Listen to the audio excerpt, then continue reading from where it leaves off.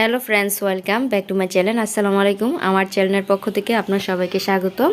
আজ আমি আপনাদেরকে দারুণ একটি রেসিপি তৈরি করে দেখাবো। তা হলো সাবুদানা দিয়ে আমরা কি সুন্দর করে একটি ভল তৈরি করতে পারি। সাবুদানা দিয়ে এই ভল রেসিপিটি বা ডেজার্ট খেতে দারুণ, গরমের মধ্যে ঠান্ডা ঠান্ডা।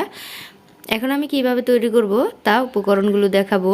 প্রথমে আমি পানি নিয়ে নিয়েছি, সাথে একটি ছাঁকনি দিয়ে দিব সবগুলো সাবুদানা প্রায় 1 ঘন্টার মতন ভিজিয়ে রাখবো।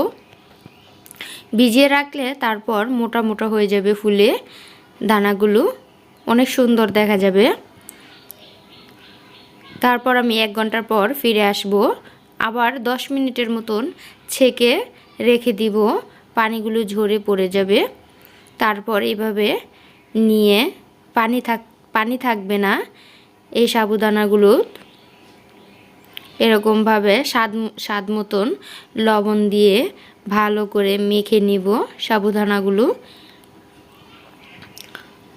এভাবে মেখে তারপর আমি বল তৈরি করে নিব।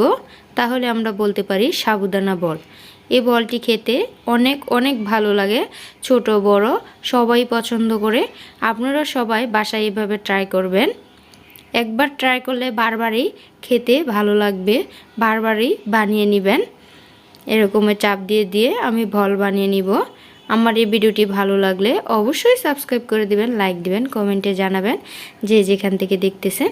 এখন আমি সবগুলো বল বানিয়ে নিয়ে নিলাম আমি 1.5 কেজির মতন দুধগুলো গরম করে তারপর দিয়ে দিব কনডেন্স মিল্ক। 2 চামচ কনডেন্স মিল্ক দিয়ে দিব, দিয়ে কিছুক্ষণ ফুটিয়ে নিব দুধটুকু। কনডেন্স মিল্ক দিয়ে আপনারা চাইলে চিনি দিতেও পারেন, না দিলে নাও দিতে পারেন। আমি দিয়ে দিব, যাই যেমন মিষ্টি খান তেমন মিষ্টি তৈরি করতে পারেন।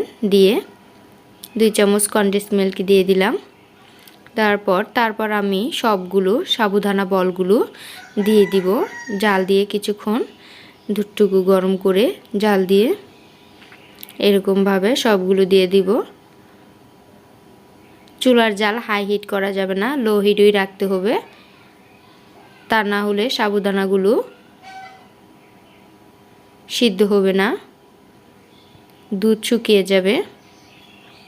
এরকমভাবে অনবরত এইভাবে নাড়তে থাকবো কিছুক্ষণ পর। তারপর আমি তেজপাতা দিয়ে দিব। এরকমভাবে প্রায় আধা ঘন্টার মতন চুলার মধ্যে রাখতে হবে। দিয়ে দিব আমি চিনি, যে যেমন মিষ্টি খান তেমনই দিবেন। দেখেন আমার সাবুদানাগুলো সবগুলোই ছিটে গেছে বলগুলো। এই ডেজার্টটি খেতে অনেক অনেক ভালো লাগে গরমের মধ্যে, ঠান্ডা ঠান্ডা নরমাল ফ্রিজে রেখে। এখন আমার পরিবেশনের পালা, দেখলেই মনে চায় খেতে। আল্লাহ হাফেজ।